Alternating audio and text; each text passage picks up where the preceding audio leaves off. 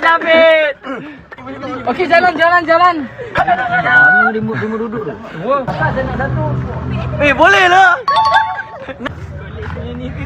Datanglah sekolah rendah. Aku dulu SMP tak panggil bomba. Akak jadi bomba kan? Apa akak punya inspirasi paling seram kau? Experience Yang paling seram? mayat berkecai. Apa lama remang dah dari dengar. Aduh. Cepat.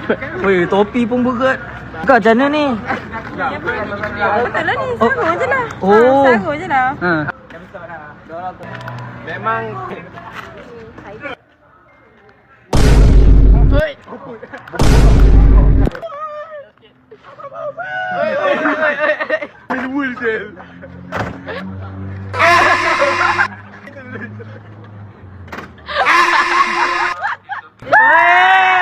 Bangga mak aku ni. Mak takut. Fire! Ha. Sini ya.